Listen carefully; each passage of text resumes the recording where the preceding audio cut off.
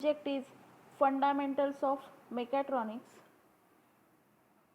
Our practical is prepare small circuits for opening and closing of the door application using different actuators with PLC.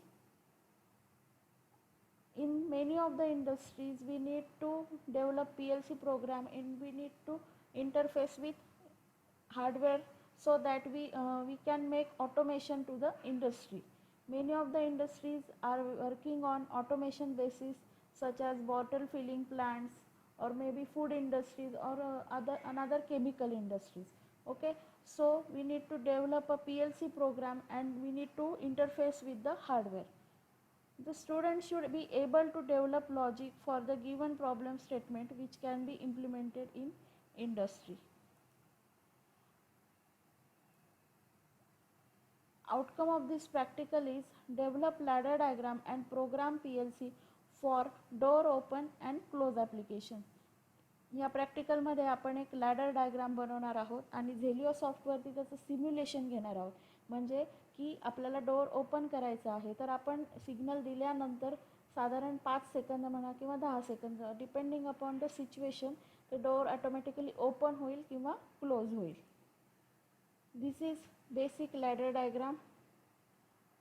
These are the two switches used in PLC.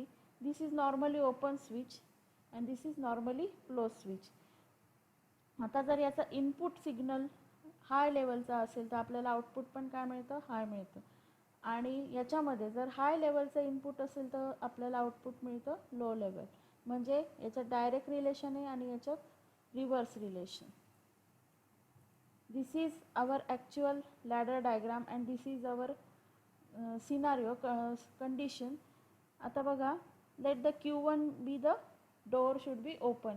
म्हणजे Q1 जी coil आपण attach करणार आहे ती कशासाठी आहे, door open करण्यासाठी आहे. त्याचा टायमिंग आपण 5 सेकंदाचा दिलेला आहे. नंतर Q2 कशासाठी दिली, आपण डोअर क्लोज करण्यासाठी दिलेली आहे.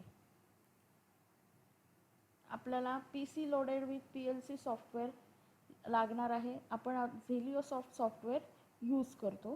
तर आता आपण त्याच्यावर लॅडर डायग्राम एंटर करून सिम्युलेशन बघूया. इथे ॲक्च्युली मी लॅडर डायग्राम ऑलरेडी एंटर केलेली आहे. पुन्हा एकदा सांगते, हे I1 I2 हे जे स्विचेस आहेत त्या या फर्स्ट कॉलममधून आपण असे इन्सर्ट करू शकतो. ओके, आता मी हे डिलीट करते इथून. नंतर टायमर्स, ह्या टायमरच्या ज्या इथून जर तुम्ही ड्रॅग केलं या टीवरनं तर तुम्हाला या अशा कॉइल्स मिळतील. ओके, आता T5ला मी ड्रॅग करून दाखवते तुम्हाला. ओके, अशा पद्धतीने कॉईल मिळते. नंतर जर तुम्हाला ॲज अ स्विच म्हणून ॲड करायचं असेल तर इकडचा कॉलम क्लिक करायचा आणि अशी ड्रॅग करायची.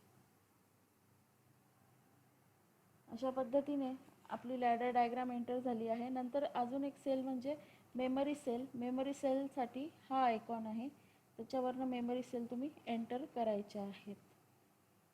ओके,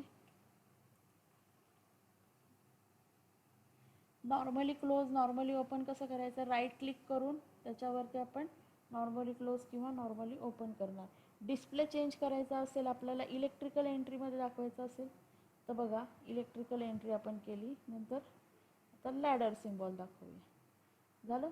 आता आपण सिम्युलेशन करूया. आधी आपण एडिट मोडमध्ये होतो, आता सिम्युलेशन मोडमध्ये आलं. आता प्रोग्राम रन करायचा. आता आपण I1 स्विच प्रेस करणार आणि सोडून देणार. म्हणजे 5 सेकंदानंतर आपला डोअर जे काय आहे ते ओपन झालं पाहिजे किंवा क्लोज झालं पाहिजे.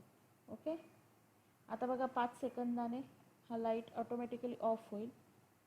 सेम तसंच I2 स्विचसाठी समजा आता आपल्याला दरवाजा बंद करायचा आहे तर 5 सेकंदाचा टाईम दिलेला आहे आणि त्यानंतर तो दरवाजा ऑटोमॅटिकली क्लोज होईल. आता आपण एडिट मोडमध्ये जाऊया. एक गोष्ट सांगायची राहिली ती म्हणजे टायमिंग कसं एंटर करायचं. काय करायचं, या कॉईलवरती डबल क्लिक करायचं, ही अशी विंडो ओपन होते.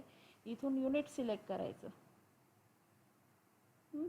आणि मग इथे आपण जी काय व्हॅल्यू आपल्याला हवी आहे ती एंटर करू शकतो आणि मग ओके म्हणायचं. अशा पद्धतीने टायमर आपण सेट करू शकतो. ओके.